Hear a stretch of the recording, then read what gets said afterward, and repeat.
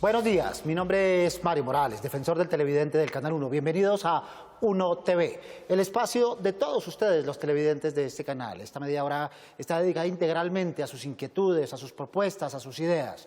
Pueden ponerse en contacto con nosotros a través de la página web www.canal1.com.co o al correo electrónico defensortv1@gmail.com. Si lo prefieren, a través de las redes sociales que aparecen en pantalla. Porque con todos ustedes somos Uno TV. Bienvenidos a su casa y a su tribuna. La polémica generada por una periodista el mes pasado, donde el propósito era registrar el proceso social, político y judicial que implicaba la segunda exhumación de los restos de las 119 personas sepultadas en el cementerio municipal después de la masacre del 2 de mayo de 2002 en Bojayá, y que estuvo precedida de varios crímenes en las zonas rurales, puso sobre la mesa la relación entre los medios y las víctimas en cuanto al cubrimiento de estos hechos. Este será el tema a desarrollar en la mañana de hoy, porque ustedes lo pidieron aquí en Uno TV. Y para ello nos acompañan Jorge Luis Ramírez, miembro de la Mesa de Participación Nacional de Víctimas, delegado por el Departamento de La Guajira y víctima en el caso de la masacre de Villanueva el 8 de diciembre de 1998. Bienvenido, Jorge. Buenos días. Aquí, como víctima del conflicto armado en Colombia, quiero aportar y visibilizar esa masacre en esa época. Muy bien, ya tendremos oportunidad de hablar. También está con nosotros Diana Lozada Castaño, coordinadora de la Unidad de Información Pública de la Oficina en Colombia del Alto Comisionado de las Naciones Unidas para los Derechos Humanos. Es periodista, es especialista en derechos humanos y en derecho internacional humanitario.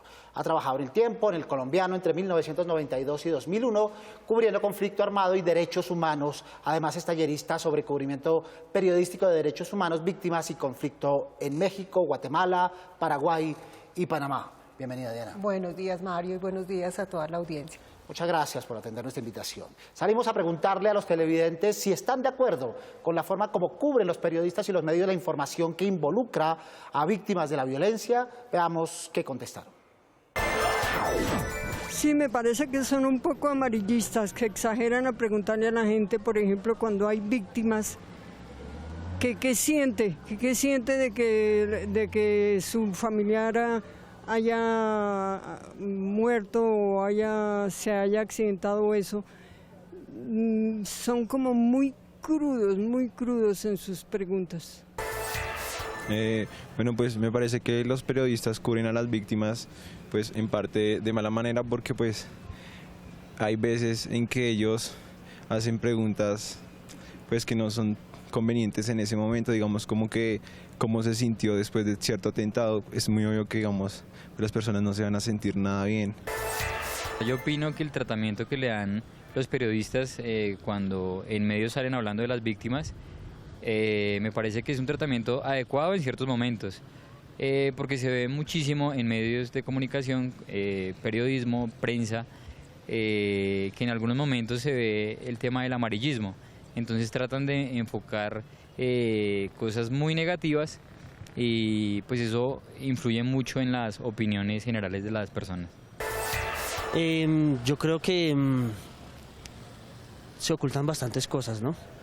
No sé, tal vez por respeto a las mismas víctimas, pero hay muchas cosas ocultas. La prensa omite bastantes cosas y me parece que omite mucho la realidad. Considero que los periodistas, cuando tocan el tema relacionado con las víctimas, son imprudentes. Generalmente hacen preguntas muy directas, la gente en el momento está muy triste o está muy fuera de sí en su aspecto emocional, y no me parece prudente que los periodistas les hagan tantas preguntas. Muy bien, ahí están las posiciones de los televidentes. Diana, desgranemos un poquitito. El caso fue que periodistas y documentalistas querían grabar el momento de la exhumación de los cadáveres producto de la masacre en Bojayá, y la comunidad consideró que no era pertinente, aludió a un protocolo, y entonces comenzó este debate entre dignidad de las víctimas y libertad de prensa. Tú que has estado en los dos lados, ¿cómo lo ves y qué piensas de lo que dicen los televidentes? Bueno, en el caso concreto de Bojayá, yo estaba en el lugar, ¿sí? Y era la segunda exhumación de sus personas y sus seres queridos. Y era un hecho de duelo y un hecho de dolor para una comunidad étnica. Y ellos lo que nos pedían a todos los periodistas, a todos, es que les permitiéramos la exhumación de los cuerpos de sus seres queridos en la intimidad. Yo pienso que ellos tenían razón, uno podía sentir el dolor de la gente. Han pasado 15 años después de la masacre de Bojayá y ellos no han recibido individualmente a sus seres queridos. Y ellos nos explicaban allá que cuando llegan a exhumar los cuerpos, los espíritus de sus seres queridos vienen. Pero si hay gente extraña y si hay cámaras, si hay fotos, los espíritus se van y ellos no pueden hacer sus rituales. Entonces pienso que hay que respetar a las víctimas cuando quieren, más en un caso específico como la exhumación de cuerpos y el duelo, hacer su duelo y su acto sagrado en la intimidad que ellos quieren, ¿no? Muy bien. Norge, entonces Diana nos invita a los periodistas a ponernos en los zapatos de las víctimas o de los familiares de las víctimas. También está la pregunta si, obviamente en medio del dolor y las dificultades, las víctimas tratan de entender un poco el trabajo periodístico y la necesidad de acceder a ciertos momentos, a ciertas cosas. ¿Usted piensa, Norge, que ese trabajo periodístico afecta o no afecta la intimidad de ustedes? ¿Preferiría que no se hicieran o depende de cómo se haga? Eso se viene como por etapas o momentos, porque en el momento que le vaya a preguntar un caso, que no vamos a estar con las condiciones, ya después que somaticemos el dolor con una atención psicosocial, posiblemente nosotros ahí sí nos desprendemos de ese dolor que siempre va a estar ahí marcado, pero tenemos que como recordar, pero para no olvidar. Entonces, ese es mi punto de vista, que los medios de comunicación que visibilicen algo que a favor de las víctimas, pero que no los vayan como a colocar como los pobrecitos, tal, porque a veces eso es como la concesión que tienen. Pero para mí los medios de comunicación son muy relevantes en estos casos porque así nos pueden visibilizar nuestros casos. ¿Qué están diciendo ustedes, nuestros televidentes, en nuestras diferentes redes sociales con María Camila Parra? María Camila, buenos días. Mario, buenos días. Un saludo muy especial para todos nuestros televidentes. A través de nuestras redes sociales nos escribe @alegrajb. Nos dice: actualmente pasan dificultad las fuerzas militares. Programa Hombres de Honor fortalecía la imagen. ¿Por qué lo quitaron? Como ustedes saben, el Canal 1 está en proceso de rediseño de su programación, de su parrilla, y está en proceso de reinvención. Pronto tendrán al alcance de sus pantallas estas novedades en lo que tiene que ver con programación y con los programas que ustedes preguntan, María Camila. También se comunica con nosotros a través de Facebook Ivonne Abril. Su pregunta es: ¿por qué el cambio de horario? Este horario obedece también a este reacomodo de las parrillas y de los programas de la Defensoría del Televidente y de los demás programas que componen la programación del Canal 1. Estaremos a las 7:30 todos los sábados, Dios mediante. Para finalizar, encontramos el comentario de @saumada98. Nos dice: espero que se implemente pronto el sistema de closed caption en toda la televisión colombiana. Si ustedes quieren dejar alguna opinión o comentario, lo puede hacer en nuestro hashtag TV y Víctimas o a través de nuestras redes sociales en @SomosUnoTV. Participen, no dejen de hacerlo. TV y Víctimas, ese hashtag para conversar con ustedes. Norge, ¿es este caso distinto de otros casos del tratamiento periodístico? ¿Este caso merece un tratamiento especial? ¿O en general ustedes como víctimas reclaman que este protocolo se aplique de manera reiterada? Me parece que lo deben de manejar de una forma reiterada. ¿Por qué? Porque estos caso hay que visibilizarlo y, como decía la doctora periodista, que tienen que respetar los momentos. Yo me voy a los usos y costumbres de las poblaciones étnicas, sea afro, raizales o palenqueros o indígenas, que yo vengo de un departamento que es de La Guajira y allá hay comunidades indígenas, guayú. Diana, tú como periodista, ¿no te preocupas que en un momento determinado una comunidad acuda o aluda a otro tipo de argumento para establecer un protocolo?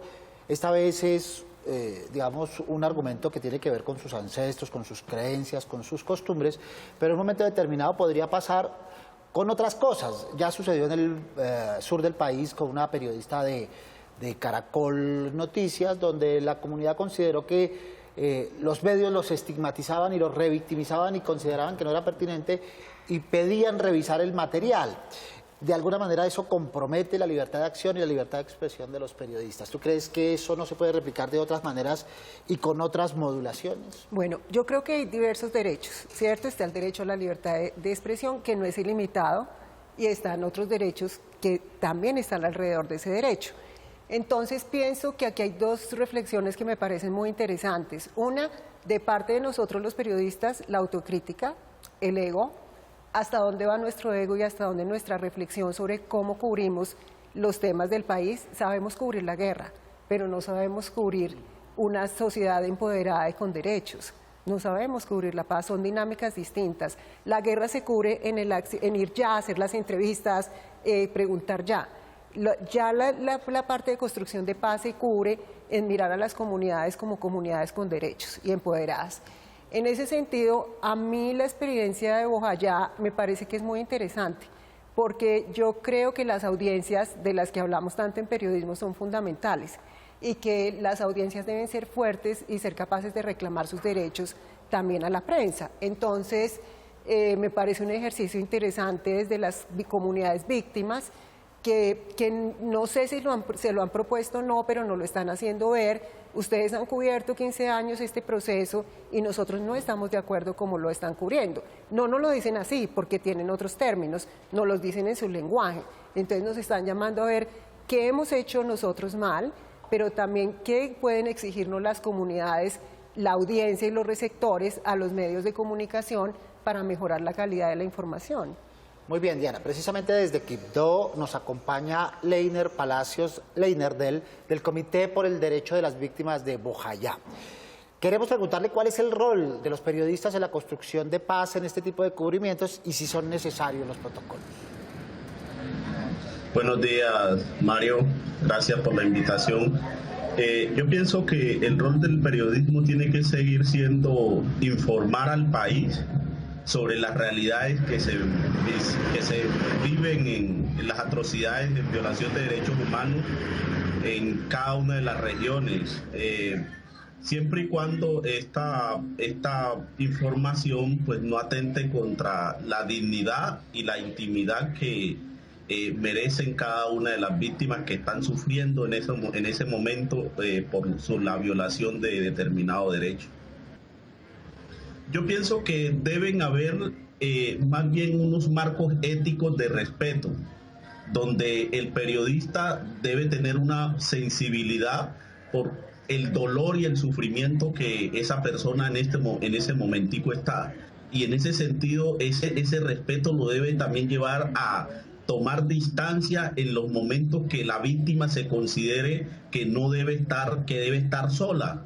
Entonces, más que construir unos protocolos, creo que es muy importante que los colombianos, los periodistas, todas las personas que pretendemos ayudar a las víctimas, mantengamos la distancia responsable con relación a la víctima que en ese momento está sufriendo tanto. Muy bien. Aquí ya tenemos varios argumentos. Tú planteabas una cosa que me parece interesante, Diana, y ese es un diagnóstico que hemos hecho desde acá. No estamos preparados para el cubrimiento del conflicto, no lo estamos para el momento que está viviendo el país del posconflicto.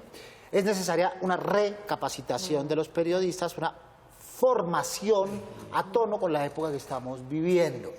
Pero mientras esa sensibilidad del protocolo, creo que el protocolo es lo que ha generado un poco esa sensibilidad. ¿Era, desde tu punto de vista, absolutamente necesario?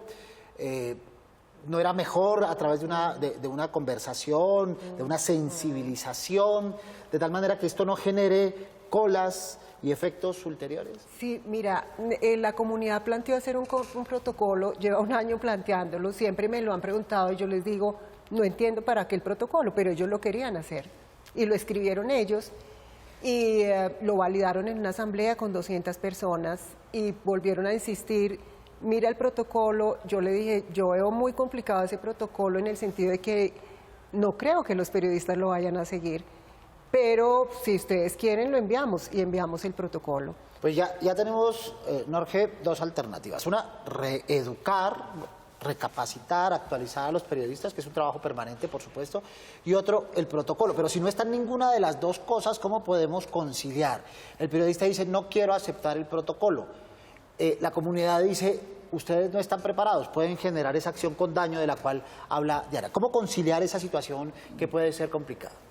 Estoy de acuerdo con la doctora Diana, donde dice que hay que cambiar la dinámica porque hay que hacer como una reingeniería y tener un periodista como más humanístico, que sea más dado a las personas. ¿Por qué? Porque a veces unos que van a cubrir la información, pero la cubre nada más como que por el momento, y yo quiero que, como ustedes son los medios, tengan a las víctimas pendientes en qué, en otra óptica, otra perspectiva. ¿Por qué? Porque las víctimas, nosotros somos sujetos políticos, tenemos potenciales, y aquí el Estado, a pesar que hizo una ley, la ley 1448, bien o mal, nos da una participación desde todos los estaños casi políticos, porque venimos desde los municipios, departamentos, hasta llegar acá a la nación. Entonces me parece que todavía sigue vulnerándose los derechos por parte del Estado.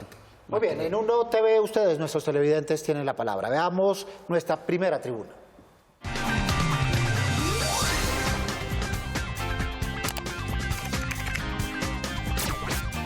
Bueno, yo personalmente difiero un poco de la televisión colombiana porque siento que muchos de los programas que se presentan a diario nos estigmatizan ante otros países como personas de pronto ingenuas, mal habladas o muchas cosas que realmente no somos.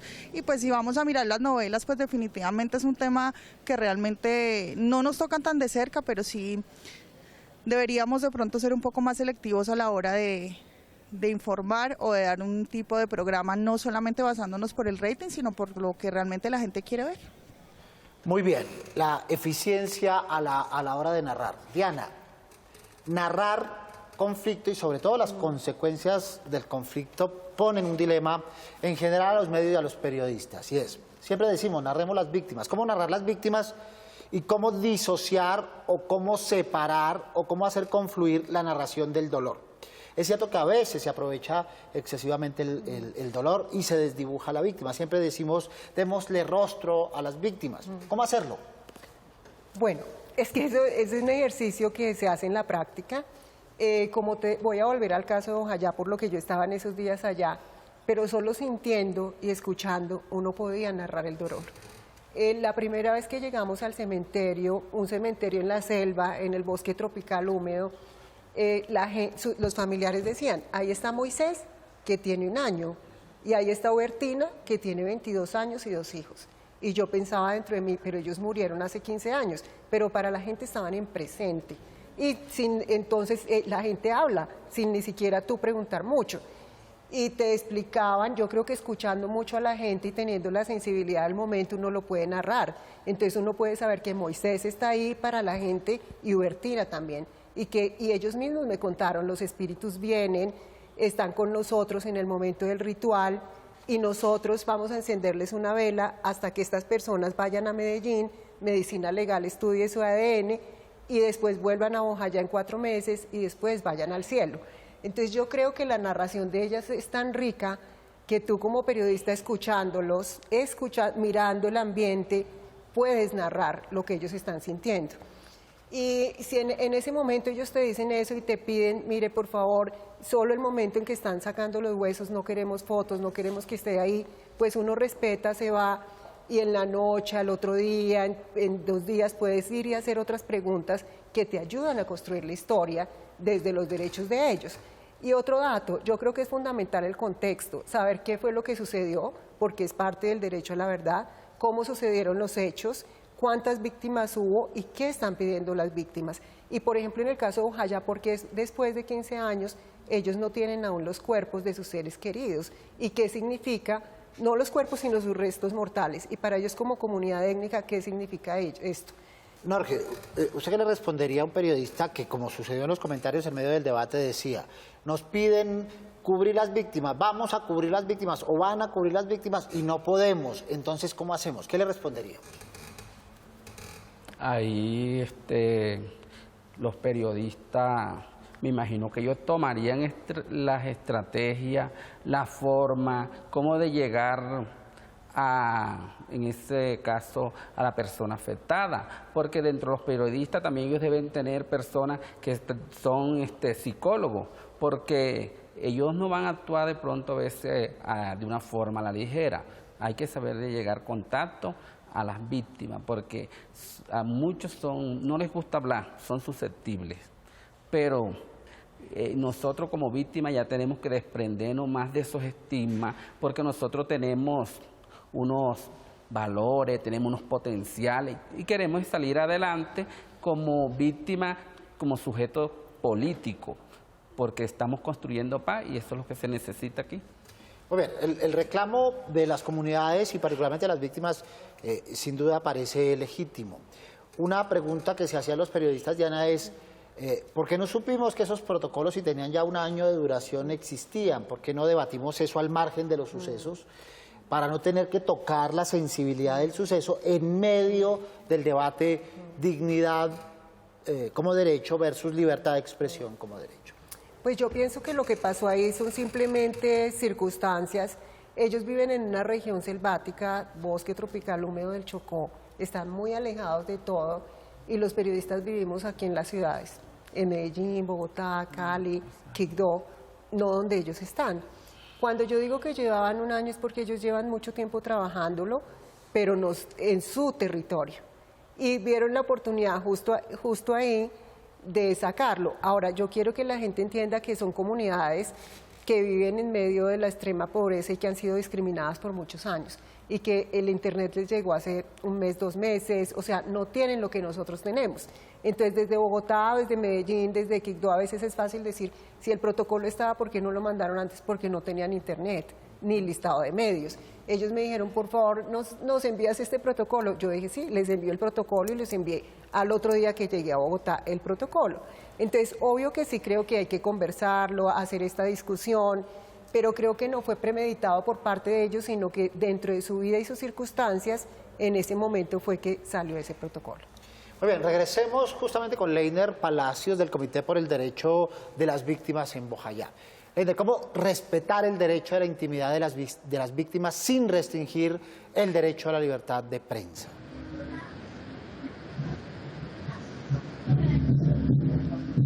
Bien, las víctimas tienen la facultad y el derecho a la intimidad y son ellas las que definen precisamente el entorno, los espacios, los lugares, los sitios específicos, las maneras de cómo se debe garantizar esa intimidad.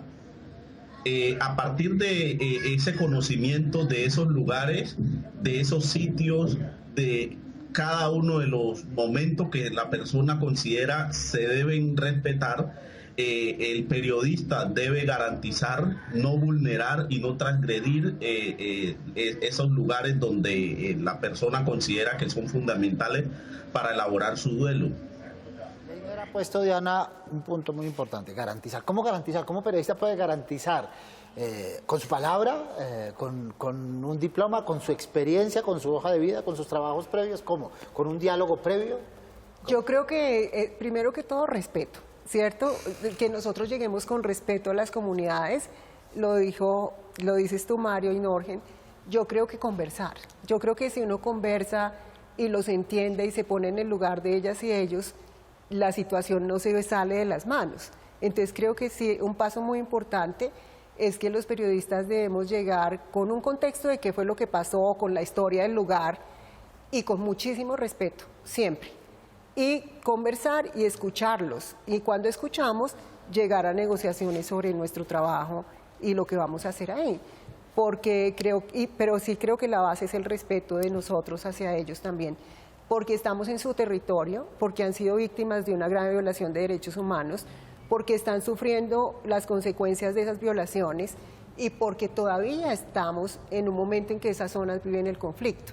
Entonces yo soy un actor externo, ¿cómo llego ahí y cómo me converso con las comunidades para lograr lo que yo quiero, pero respetándolas, ¿cierto? Yo creo que también las comunidades sienten que los periodistas vamos y las explotamos, sacamos lo que necesitamos, venimos a escribir, hacemos la nota y desaparecemos y seguimos con otra nota porque este país tiene muchas noticias.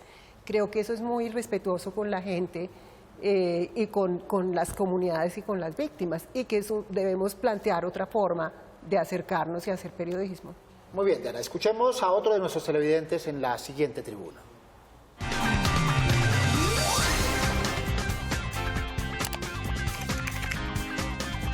Bueno, sí, digamos, hay muchos canales, por decirlo así, que dan mucho contenido comercial y pues no es bueno porque, digamos, a veces dicen que dura tal tiempo la novela o el programa, pero pues no es así, es más contenido comercial que digamos, la novela que uno se quiere ver o el programa que uno se quiere ver. Entonces, digamos, es como quitar ese, o sea, tanto tiempo de comercial y todo eso y dar el programa bien, o sea, lo que es la hora o media hora que se dé el programa.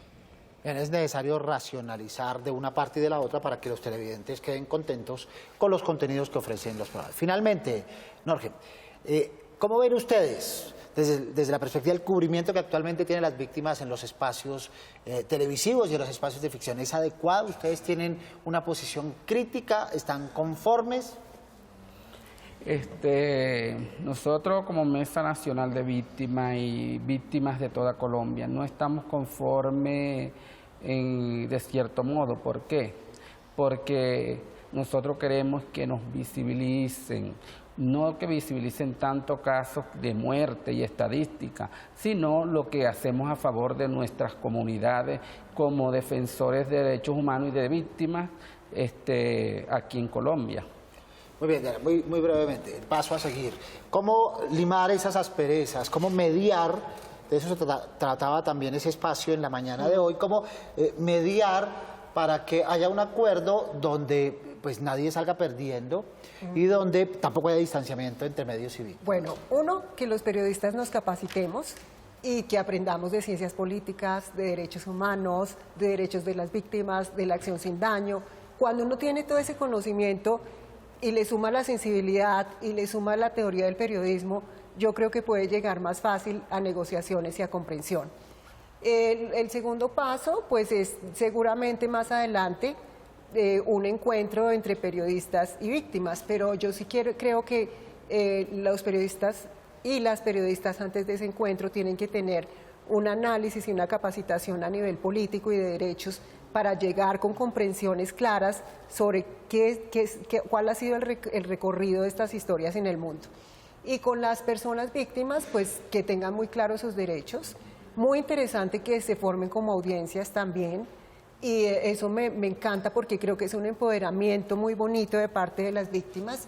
Y bueno, empezar a que ellos también pueden conocer el mundo de los periodistas, y eso está súper bien, y la libertad de prensa, pero también nosotros como periodistas, cuáles son esos derechos de las víctimas, como he dicho, cuál es la acción sin daño, qué significa tener derechos y comunidades empoderadas que son capaces de reclamar un buen periodismo, ¿no? Perfecto, sí, porque este es un hito, pero se repetirá de aquí en adelante si esperamos que así sea, se continúan revelando sucesos, encontramos reconstrucción de memoria y hablamos de verdad y reparación como esperamos en el posconflicto. Norge, Diana, muchas gracias por habernos acompañado esta mañana. Muchas gracias a ti, Mario, por poner este tema tan importante. Muchas gracias a ustedes por invitarnos a este programa, señor Mario.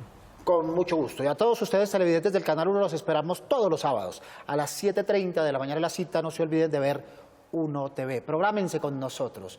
Pueden escribirnos desde la página web www.canal1.com.co o desde el correo defensortv1@gmail.com. Si lo prefieren, venir aquí a la Avenida El Dorado 85 D55 en Bogotá, donde los escucharemos con sus dudas, quejas o inquietudes sobre nuestra programación. No olviden seguirnos en las redes sociales que aparecen en pantalla. Participen con nosotros, porque con ustedes somos 1 TV. Soy Mario Morales, defensor del televidente del Canal 1. Nos vemos el próximo sábado, Dios mediante. Feliz fin de semana.